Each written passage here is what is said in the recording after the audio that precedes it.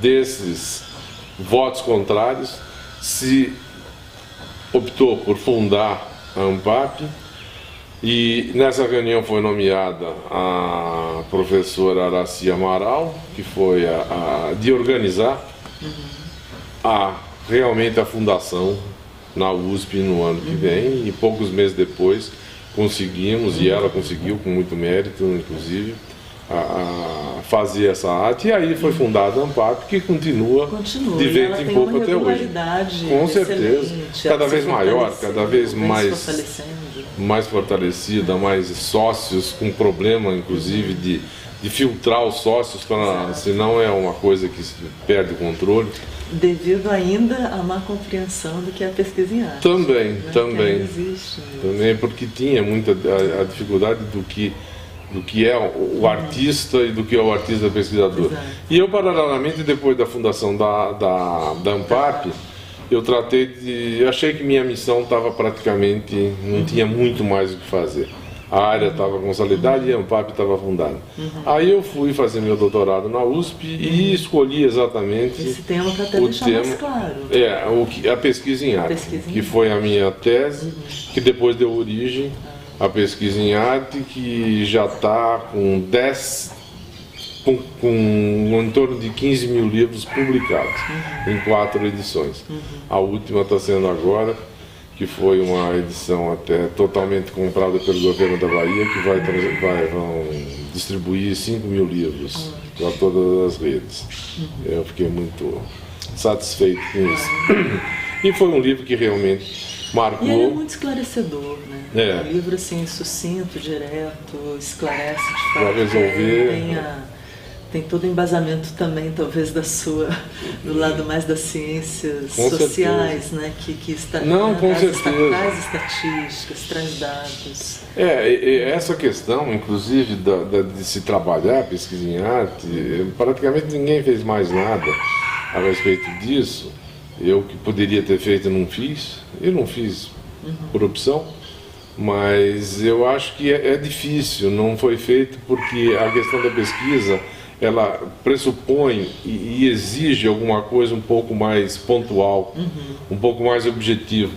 E o pessoal, principalmente das ciências humanas e principalmente de artes, eles não trabalham tanto com essa objetividade pela própria característica da arte. Né? Então é mais difícil você pontuar coisas. Então você fazer uma pesquisa e você trabalhar mesmo com uma metodologia de pesquisa numa coisa muito subjetiva, com pessoas que não tenham talvez essa formação mais pontual, né? A minha primeira formação me deu esse embasamento. E a primeira formação é mais ou menos como você formatar um HD. A gente fica impregnado daquilo. Exatamente. Eu penso isso também, a formação, não é à toa que tem esse nome, né? A forma, quando se fala a cabeça do engenheiro. A cabeça do engenheiro tem que ser a cabeça do engenheiro. E ótimo que seja assim, porque os prédios não caem. Se a cabeça do engenheiro fosse igual a de um artista, possivelmente ele não teria tanto sucesso nas pontes dos prédios, né? Com certeza. Tá certo. Mas aí foi mais ou menos isso. E depois, eu acho que o processo e a questão da formação diária, da área de artes do CNPq e da ANPAP, eu acho que foi mais ou menos, resumidamente, foi isso. E aí foi um pouco depois disso, a sua ida para a UNB, a criação do núcleo de arte e tecnologia, como que foi esse? Foi quando eu fui para São Paulo. Na sequência. Foi quando eu fui para São Paulo, eu fui para fazer essa pesquisa e pensar, e fiquei 5 anos pensando em pesquisa em arte. Mas paralelamente, quer dizer, eu sempre fui artista e paralelamente sempre desenvolvi uma coisa dentro de poéticas, dentro de arte, e num sentido mais prático e menos teórico. Eu tinha muito interesse na questão de tecnologia, de arte e tecnologia.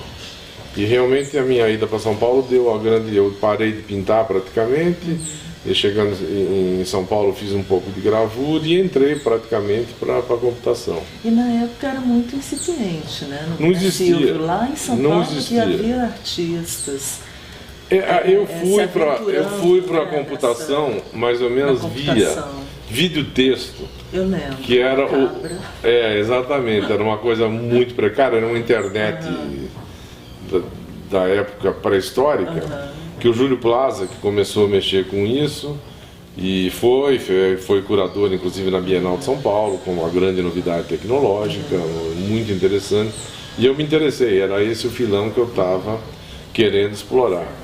E particularmente eu era amigo do Júlio Plaza, depois ele começou a ser meu orientador. Não terminei a tese com ele, mas ele começou a ser meu orientador.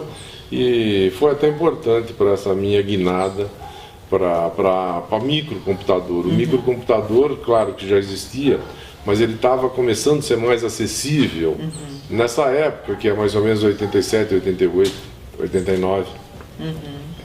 Eram muito precários. Eram precários e não tinha ainda a rede, né? Não, rede não se falava. Você trabalhava textos. Exatamente. Se eu não me engano, tanto o Júlio Plaza, né, fazia as poesias. Muito texto. Eu comecei trabalhando com poesia visual. Poesia visual. Que eu já fazia poesia. Para lá e para cá. O primeiro trabalho meu foi num XP antigo. A grande novidade é que era colorido, que eram 4 cores, era preto, branco, azul e cor-de-rosa. E muitos padrões, porque os padrões eram azul com bolinha rosa, branco com um balãozinho azul, então os padrões variavam de um jeito muito precário, muito infantis, mas era o suficiente para você demarcar uma área da outra e mexer com alguma coisa mais visual. E eu lembro que o trabalho que eu apresentei foi num congresso da ANPAP, dos primeiros, não sei se foi o primeiro ou o segundo, feito lá em São Paulo, ainda na presidência do Walter Zanini, na ANPAP estava, e isso daí foi uma apresentação para a ANPAP, minha pesquisa, meu trabalho foi essa apresentação prática, que infelizmente não tenho como recuperar isso, o computador...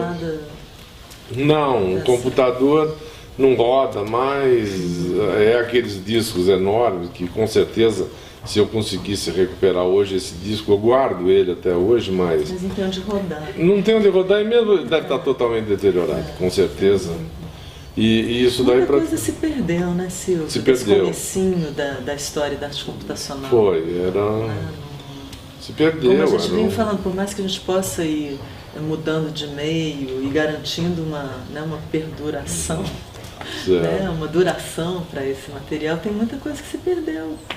Não, com certeza. Eu acho que essa questão da mudança de equipamento, o equipamento ele fica obsoleto muito rápido e você não acha mais aqueles formatos.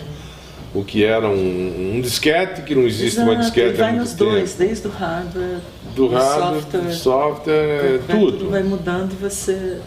Com certeza. Eu acho que hoje, eu tenho a impressão que você está menos sujeito a esse tipo de coisa. Porque hoje está tudo praticamente em CD ou DVD. Então, mesmo que mude, é claro que isso vai acabar mudando, mas vai ser muito fácil de você transpor de uma mídia para outra tipo de mesmo porque já tem esse tempo de experiência. Exatamente. Né? Da gente perceber que, olha, se não cuidar, perde, mas naquela época não havia. Era mais difícil. Por exemplo, até da fita. Até o desafio era fazer, de vídeo, né? Era fazer. Era fazer ali. Eu quando eu fiz o primeiro trabalho de peso, esse eu ainda tenho até hoje, foi num computador Amiga, que era o computador que os videomakers usavam, principalmente nos Estados Unidos. E eu tive contato com o Bob Kaptov, que era um videomaker que teve na USP, e ele me incentivou muito a trabalhar com isso, e eu comecei a trabalhar com a Amiga e fazer poesia visual em computador. E era uma pilha imensa de disquetes, onde você tinha que pôr pedacinhos mínimos. E era meu amigo e meu conhecido há muito tempo, ainda me facilitou o acesso à ilha de edição, que também não era tão fácil como é hoje. Sim. Sem falar da questão do computador e hoje a sensação que eu tenho, que eu acho que é forte, é que os meios estão nas nossas mãos. Chegaram com finalmente. Certeza. Né? A própria câmera que vocês estão usando, hoje eu tenho a minha... O computador. É muito mais fácil. Muito mais fácil. A Canon, O Mark II está se fazendo cinema de primeira linha com ela. É a mesma que eu uso. Não uso para fazer cinema, mas se eu quisesse eu poderia fazer cinema, né? Isso daí é uma coisa muito, muito boa, muito democrática. Democrática. Aí isso entra naquilo que eu vinha falando dessa revolução mais que acontece na comunicação, porque os meios chegaram, tanto para fazer quanto para chegar nos outros. Porque antes você até poderia fazer, mas onde circularia a sua obra? Não, com certeza, era muito difícil. Na Bienal, que até hoje é um lugar, era uma coisa muito restrito. E é interessante que essa democratização também ela leva a uma série de coisas. Quando era uma coisa extremamente elitista você mexer no começo, por exemplo, com arte e tecnologia. Até vídeo. Vídeo, você precisaria ter conhecimentos, dinheiro, apoio. Convencer as pessoas, exatamente. Quer dizer, não podia ser uma ideia, tô afim, não, tinha que dizer que aquilo era pertinente. E era uma raridade, era um acontecimento, cada evento que se fazia em arte e tecnologia, com certeza. E hoje é uma coisa muito democrática, a própria fotografia, ela está muito acessível. Eu sempre tive vontade para dar aula para meninos, ou quem sabe até meninos carentes de fotografia. E hoje está muito viável. Eu estou com vontade de começar a montar algum programa, alguma coisa para fazer isso, porque a câmera está muito fácil. Está muito fácil, acho que tanto é acessível nos dois sentidos, economicamente e em termos de compreensão tecnológica. Também. A gente não precisa mais saber aquela série de valores que é o obturador, velocidade. A câmera ela resolve essas questões e talvez caiba ao fotógrafo, né, olhar. O olhar, né? O treinamento do olhar. Eu acho que isso é fundamental. Mesmo porque você manuais isso, qualquer adolescente entra muito bem na internet e sabe descobrir tudo onde está o manual, onde tem todas as instruções para você operar qualquer equipamento eletroeletrônico. Então eu acho que isso é uma questão interessante. Mas o começo da minha entrada na arte e tecnologia foi essa. Depois passei a fazer vídeos onde você vivenciou, né, e trabalhamos junto uma época com vídeos também, acho que foi legal. A ideia também, que era a questão do microcomputador, era muito mais novidade, né? Não sei se era muito novidade, mas pelo menos mais novidade. E essa mistura do vídeo com o computador. Pois é, essa hibridação de imagem. Exatamente. Né? De matriz analógica e a outra de matriz sintética. Exatamente. Né? Na época, fizemos isso, na época tinha sentido. Hoje não dá para você separar mais o que é uma coisa... Hoje já é o híbrido. Exatamente, já é uma coisa só, é tudo eletrônica, não tem mais sentido fazer nisso, né? Agora, daqueles primeiros vídeos, Silvio, você disse que guardou, que armazenou, isso está disponível no seu site? No site não, eu não pus vídeo no site, mas eu tenho, tenho em DVD, já, embora... A técnica... Porque era uma animação, não? Uma animação de palavras, ainda meio de soquinho, porque eu não tinha capacidade. Existia a possibilidade tecnológica, eu não tinha capacidade de equipamento e financeira e de tempo para fazer uma coisa com 24, 30 quadros por segundo. Então eu fazia com 12. Como era uma animação de letras, não tinha muita importância. Não comprometia o principal. Não comprometia. Né? A expressão sua, a transmissão. Exatamente. E também se adequava essa precariedade a uma questão da linguagem. Não é que fica uma coisa que chocava. Que era para ser de um jeito e não era por uma deficiência técnica. Acho que já foi pensado assim. Exato, já se incorporou. Se incorporou de ser mais com menos quadros por segundo para fazer. E deu certo isso. Esse trabalho ele foi para o Salão Nacional na época, que era um salão ainda importante. Fiz uma exposição no MAC USP, no Museu de Arte Contemporânea da USP, dessa exposição. Era uma videoinstalação que eu fiz com essa poesia visual, computador. Acho que foi interessante. E depois eu passei a incorporar essa questão mais do micro O vídeo, com um tá? vídeo, né?